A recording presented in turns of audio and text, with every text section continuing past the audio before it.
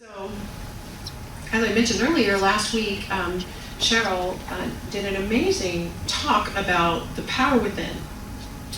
And if you missed it, I'm sorry, catch it on YouTube, it's there. But she did a great job explaining the spiritual principle that there is a power in the universe and within our very being that we can use. You know, it's such a basic part of the science of mind teaching. And I actually look forward to January because it's tradition in our centers around the world to kind of go back to the basics in January and teach some of the foundational principles. So we will do that in January. But here we are at the tail end of 2019, and today we will launch into our international theme for the month of December, which is celebrating the science of mind through the holy days. So this month we're going to explore how our philosophy talks about some of the concepts that are being recognized and celebrated during this time of the holidays or holy days. So my talk today is called Shine Your Light. And you know, ever since we were small, most of us as young children have sung the song, "This little light of mine, I'm gonna let it shine." Such an upbeat little song, and actually we're going to close the service with it today. We used to close our services with it. But I think it's a song that we need to kind of hear with fresh ears, especially in the world that we're in. You know, if you are like me, there have been times in my life where the little light within me was like a spotlight, you know, like you could see it from outer space. But there are other times when I've doubted if there was a glow inside of me enough that it would like light the path in front of my toes, right? Much less shine for anyone else to see. You kind of don't feel it. And every day we experience news and events that can be so discouraging, right? And disheartening. You know, even for those of us who are trying to see the good in everything and the God in everything, life offers us some challenges to doing that. And if we aren't careful, there's this tendency that we have, if we're on this spiritual path, to kind of look away from the hard things and the situations that challenge us and the difficulties that we encounter, and we use our knowledge of spiritual truth to soothe us and help us numb kind of the pain that we feel and that arises within us, and we kind of declare it's all good, it's all God, you know, it's all fine, or some other kind of piece of spiritual wisdom that helps us distance ourselves from those hard and challenging things. And whether it's happening in our own experience or we're witnessing it in someone else's experience, we decide if that we can just change the way we think about something, then that thing is going to miraculously change, right? But the truth is, as Cheryl pointed out, there's that power within us. And it's symbolized by this idea of universal light, this idea of a light, but we have to use that power. We have to shine the light that entered us with our very first breath. That light became a part of our being with our first breath. We have to wake up to the idea that there is a light within us, and it's our job to shine it outward and get it shining. How do we do that?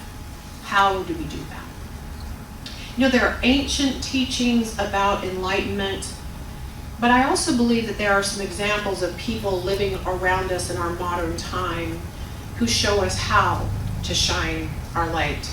And I want to give you an ancient example today, and I want to give you a more modern example today of shining your light. So let's start with a holy day that is actually today. Are you aware that today is a holy day? No, right? I didn't either. You may or not be aware that today is Rahatsu. Rahatsu is a Japanese word, and I apologize if somebody knows Japanese better than I do about the pronunciation of these words, but it's a Japanese word that means December 8th. It marks the morning that Buddha received enlightenment or his realization. So today is the day that event is recognized.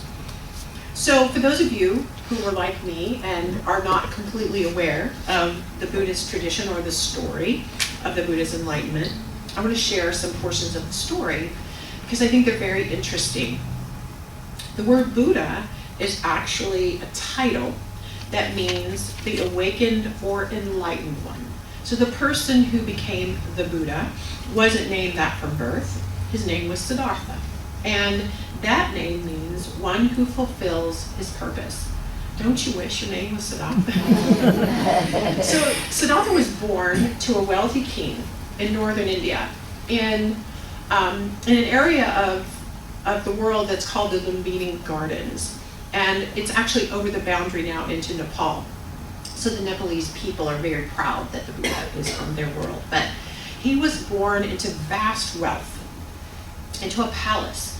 And as I said, his father was the king, and there were many kings, but his father was a king and his mother was a queen. The story goes that his mother only lived 6 days after he was born, and then she died. And there are lots of legends and stories. Now, unlike Christianity, where they argue mercilessly about the details of everything, the Buddhists actually accept that there may be lots of legends about the Buddha, and there's no arguing over what's the truth and what's not the truth, and what's real and what's not real. So we just take it lightly. But the legend about his birth is there are different stories, but what we do know is that he was his father's only son, and that his mother died after a very short time after he was born. Siddhartha's father wanted to protect him from the world that was going on in India at that time. He had a dream for his son that his son would become a political leader, like a king, not a religious figure at all. And India at the time was basically all Hindu for the most part. And there was a religious movement that was going on at that time where wealthy sons, and it was all about sons back then, sorry ladies, but it was. But there was this movement at the time where these wealthy sons would leave their wealth, leave their status, and deny everything, deny their inheritances and everything and their Hindu traditions, and they would go and they would live in the woods, and they would become ascetics, and they denied all creature comforts, and they begged and all of those kinds of things to reach an enlightened state. So his father didn't want him to be around any of that garbage. No. Stay inside the castle. So the king instructed all of the servants to keep the prince inside the castle walls, inside the palace at all times, because he didn't want him exposed to any of these religious influences outside the castle. So the servants began to educate Siddhartha in all the ways that he was educated. It was all done inside the palace. And it turns out that he was a brilliant student, and he was incredibly athletic and gifted in many things.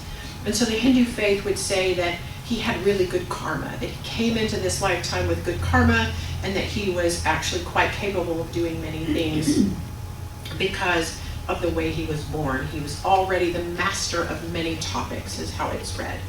So he's a brilliant child. And he grows into a very well-educated man.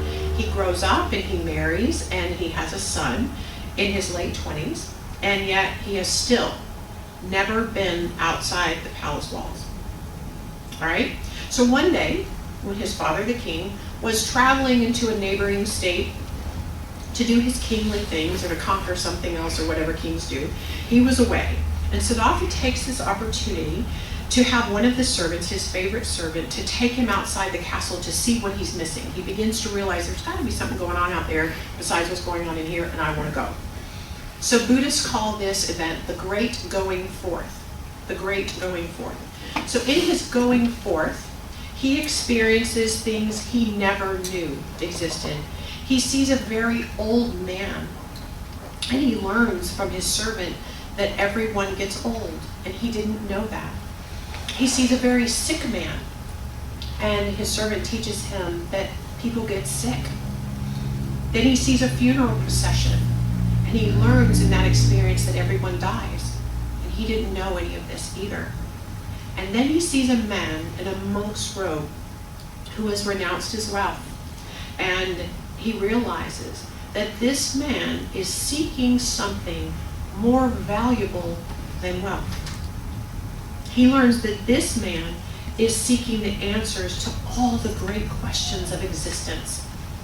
And these four experiences, illness, aging, death, and spiritual seeking, are called the four great experiences.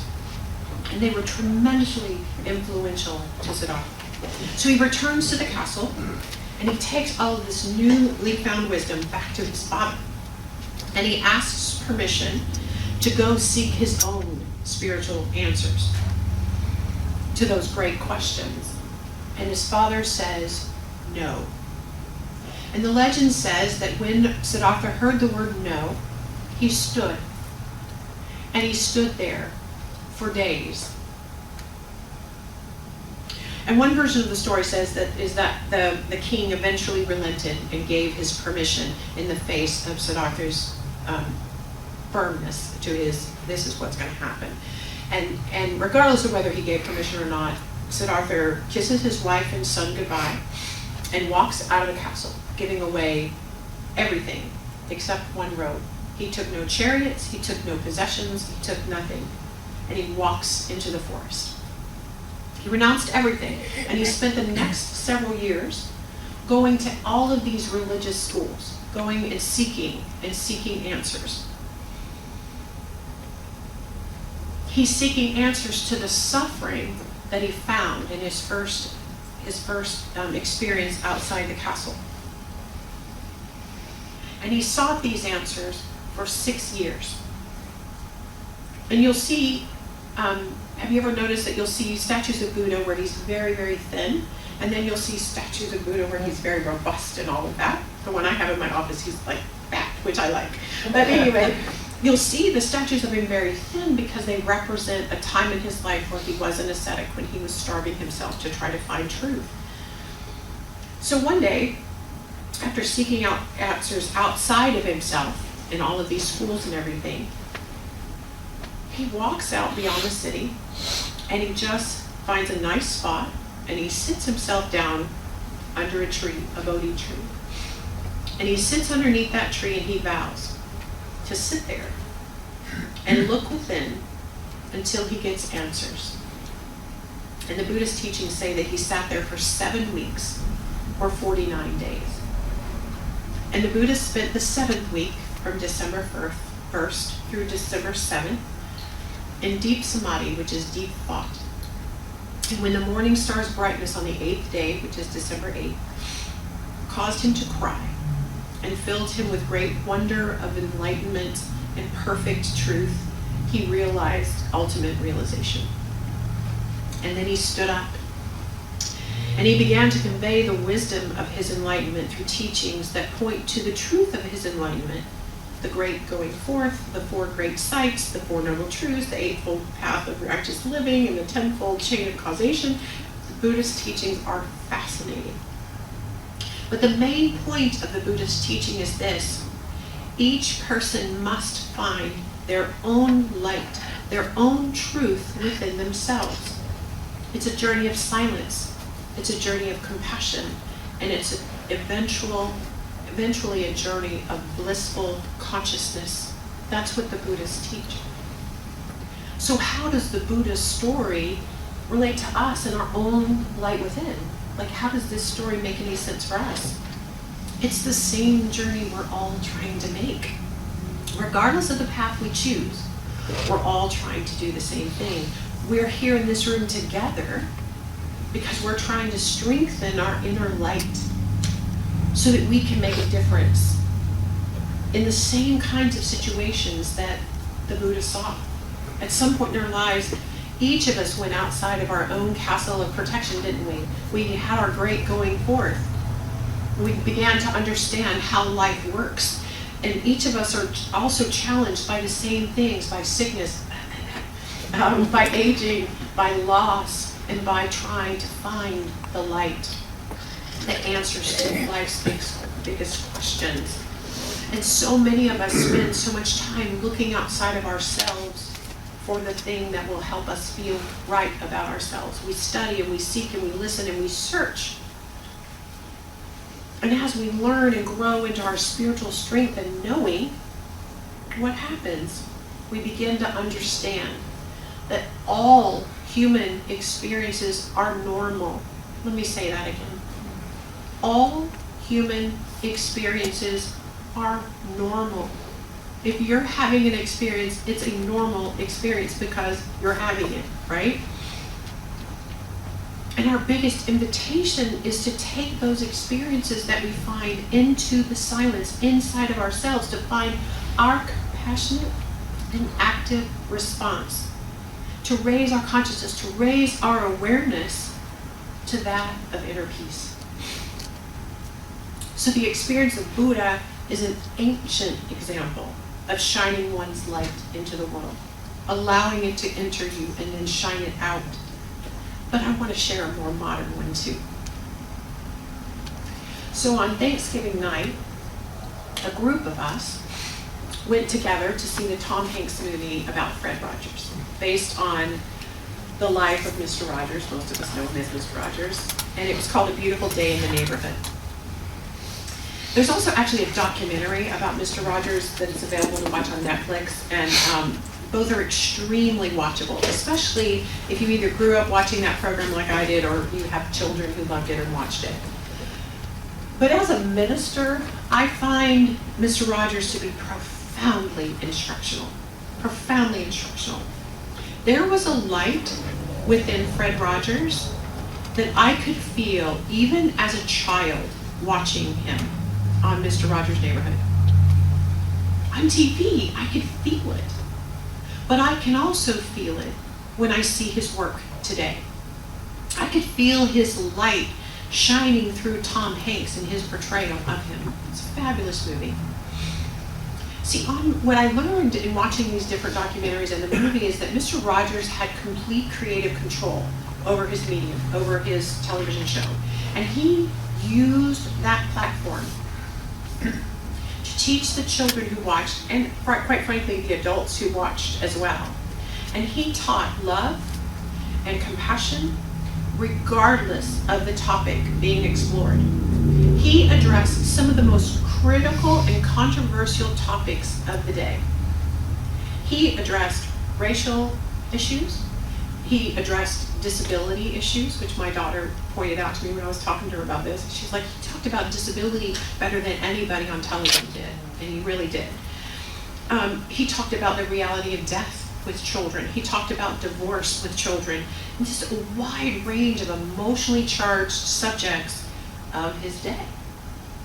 And with his little magical puppets, meow, meow, meow, and whatever, he, also using the human actors that were a part of his neighborhood, he brought to light these impactful messages and inspirational topics. His mission was to help children know how to deal constructively with the feelings they were having as they experienced all the things going on in their lives and in the world around them. The children had feelings, and Mr. Rogers helped them deal with it. He encouraged children to think carefully whatever thoughts they were having, to think about their thoughts. He taught children to feel very mindfully whatever feelings they were feeling, to keep their hearts open to whatever they were feeling. And I don't know about you, but that was not the message that I was getting in my home when I was growing up. This was a light that was magnificent to me outside of my own home. And in the movie, one of the characters was experiencing powerful feelings of anger, and he actually got into a physical altercation, and Mr. Rogers helped this character feel the anger, to feel the shame, and to feel the fear he felt with dignity. With dignity. It was amazing to watch this man rise above these very base feelings and find his own light within himself. It was amazing to watch. And like all great spiritual teachers, in which I find Fred Rogers to be, Mr. Rogers had a wide impact on the world, one child at a time, one adult at a time. Buddha shined his light and changed the world centuries ago, and he still has a lasting impact on the world, but so does Mr. Rogers. Both of their lights will continue to shine infinitely in the lives of those they impacted. But here's the deal. They're just two people. They're just like any of us. Nothing special was in Siddhartha. Nothing special is in Fred Rogers. Whatever light they have in them is the light that is in us too. They just agreed to let the light of God shine brightly through them. They agreed to dedicate their lives to being that light in the different worlds that they occupy. We are called to play an active part in the solution to the situations that bother us, that move us. We're invited to make a difference by taking a stand for the good we wish to see in the world, and then standing on that decision by doing something for the betterment of our lives and the lives of others. We each have a light to shine within us on the things that matter to us. We would do well to spend some time examining our thoughts. Mr. Rogers would encourage us to do that. Adjusting them and fine-tuning them as needed to have us be in greater alignment with truth. But if we did that daily, we will conclude that we are whole, perfect, and complete. We will discover that we are as eternal and vast as the space that spans beyond the myriad of universes that are out there, and anything is possible.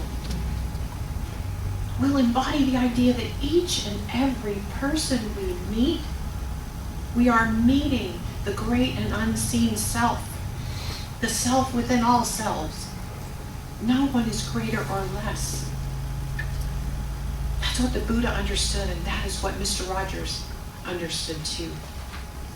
Holmes says this: the only way God can evolve a spontaneous individual is to let him alone and allow him to awaken to himself. Behold, I stand at the door and knock. In Japanese, the word sesshin means touch the heart mind. Touch the heart mind. From December 1st through December 8th, monks around the world partake in what is called Rahatsu Sesshin. This is an intensive meditation retreat where the monks reflect on the final reckoning of this year's practice. As Holmes said, they stand at the door and they listen for that holy knock for an entire week. And this time of year is perfect. It's a perfect time to look within at our own special, unique, and individualized light. It's there. Go find your Bodhi tree and sit with yourself a little while. Think about the sights. Buddha had those 4 sights. What are the sights in your world? As I said, Buddha saw aging and illness and loss and enlightenment as a possibility, but you might find that other things are calling you to your own awakening of your light. Take the time to look at your light and examine how you are shining it in the world. Let's answer the knocking at the door. Let's allow God's light to come in and shine through us. And then we gotta get up. We gotta get up from underneath that Bodhi tree, and let's follow Mr. Rogers' example and go into our neighborhood and be the light of compassion and love. Whether you're going to the dry cleaners or the bakery or the coffee shop or into the next room in your house, let us be consciously shining our light in the neighborhood. Let us practice being the presence of love in every way and in every place, wherever we go. Marianne Williamson says, as we let our light shine, we unconsciously give other people permission to do the same. As we are liberated from our own fear, our presence actually liberates others. No one can do you but you. No one can do you but you. One verse of this little light of mine says, hide it under a bush. Oh no, I'm going to let it shine. Let's not hide our light under the bush of self-judgment. We say, I made this mistake, or I made this misstep, or I failed in this way or that way. No one wants to see my light. I don't even know if I have a light anymore. You have to know that I have felt that over the past few months as I've kind of navigated all of this change in my life, it's like, what do I have to shine, right? And as I come out the other side of all of this change, I'm remembering that my job is to be the compassionate presence of love in whatever situation I encounter. I have to not hide my light under any bush, not even the bush of pain and loss. Just you don't hide, right? Please stop hiding your light. Siddhartha wasn't special. Fred Rosers wasn't special. They're both human beings, have normal human experiences just like you and just like me. Let us recognize that universal light that is present in each of us and in each and every person we encounter. By recognizing it in yourself or in another person, you invite it to just shine and shimmer a little brighter. The world needs us all to shine, and that means you too. Let us go within for a second. I invite you to imagine and picture that light within yourself. It is there. And I call it forth to shine brightly in this day, in this neighborhood, in this world. And I call forth a release of any kind of hiding that light that might be tempted. Let it go. Let it shine. And what I know right here and right now is that God's presence is in each and every one. It is within me and it is within each one present. And I know that it just shines brighter and brighter right here and right now. That any shadow that has fallen over it is gone. It's just gone. Because there is nothing more powerful than light and life. And so it is. So it is.